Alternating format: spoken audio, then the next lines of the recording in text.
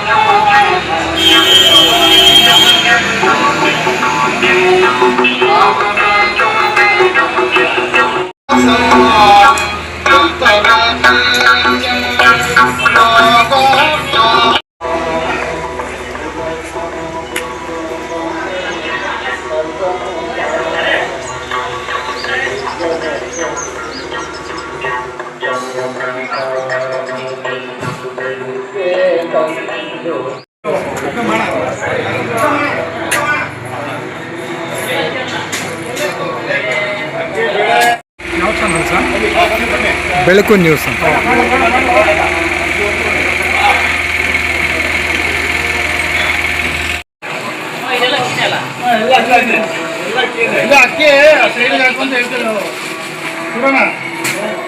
ಬೇರೆ ಕಡೆ ಹಾಕ್ತಾರಂತ.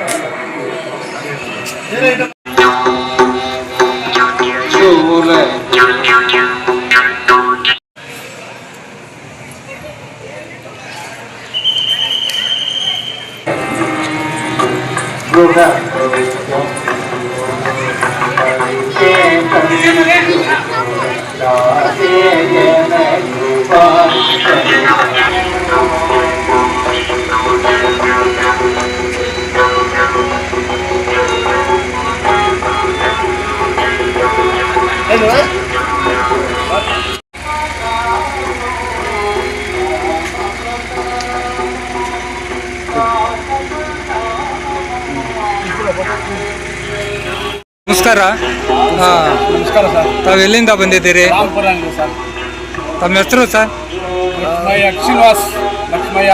ಹಾಂ, ಈ ಒಂದು ಗುರುಪೂರ್ಣಿಮಾ ಪ್ರಯುಕ್ತ ಆಯೋಜನೆ ಮಾಡಿರುವಂತಹ ಸಂಗೀತೋತ್ಸವ ಕಾರ್ಯಕ್ರಮಕ್ಕೆ ತಾವು ಬಂದಿದ್ದೀರಾ ಅಂತ ಹೇಳಿ? ನಮಗೆ ಅನುದಾನ ನಾವು ತಗೊಂಡು ಬಂದಿದ್ದೀವಿ.